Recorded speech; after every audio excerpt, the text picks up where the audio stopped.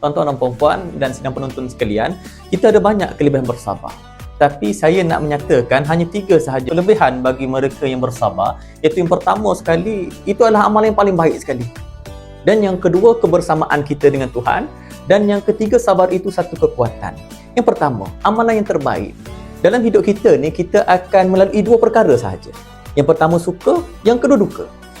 Suka bila kita dikurniakan dengan nikmat, dan yang kedua duka bila mana kita diuji dengan satu kesusahan. Dalam hadis Nabi SAW, Nabi ada bersabda, ajaban li amril mu'min, sungguh ajaib orang yang beriman, inna amrahu kulluhu khair, sebab semua benda yang berlaku pada dia baik belaka. Walaisa dzaka li ahadin illa lil mu'min, dan tidak ada orang yang setara dengan dia melainkan orang yang beriman. In asabatuhu sarra, dan apabila dia dikurniakan dengan sesuatu kurniaan, dia syakar, dia bersyukur. Maka itulah amalan paling baik bagi orang yang dikurniakan nikmat. Syakar, fakana khairun lah. Wa in asabatuhu darra, apabila dia diuji dengan sesuatu kemudaratan, sabar. Fakana khairun lah. Maka itulah amalan yang paling baik bila mana kita diuji dengan sesuatu dugaan ataupun ujian, maka sabar itu amalan paling baik. Yang kedua, kebersamaan kita dengan Tuhan.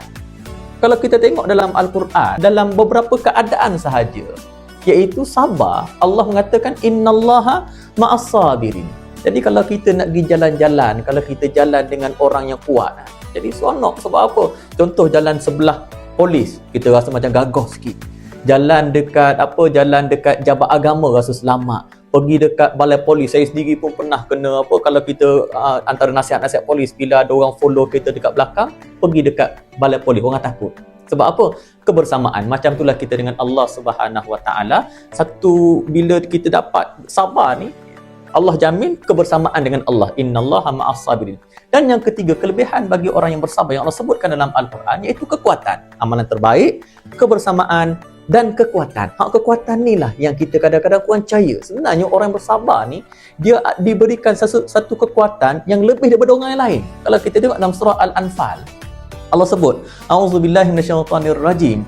Ya ayyuhan nabiyyu harridil mu'minina 'alal qital. In yakum minkum 20 sabiruna yaghlibu mi'atain. Wa in yakum minkum mi'atun yaghlibu alfan minal ladzina kafaru bi annahum qaumun la yafqahun.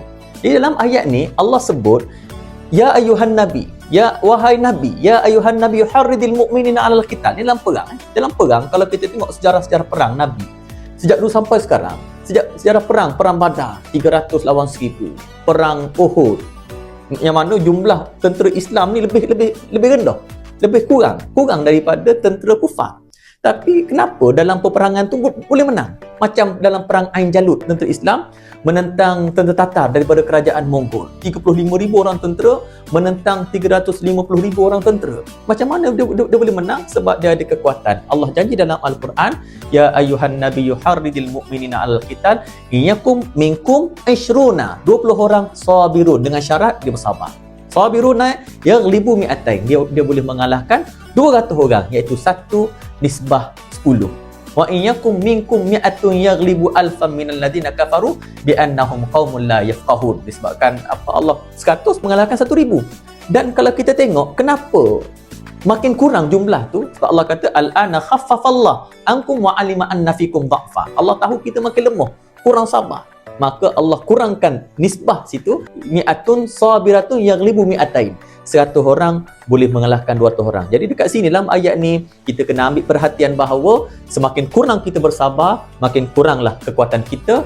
Dan gitulah secara kesimpulannya 3 kelebihan bagi orang yang bersabar. Yang pertama sekali, amalan yang terbaik dalam keadaan tu.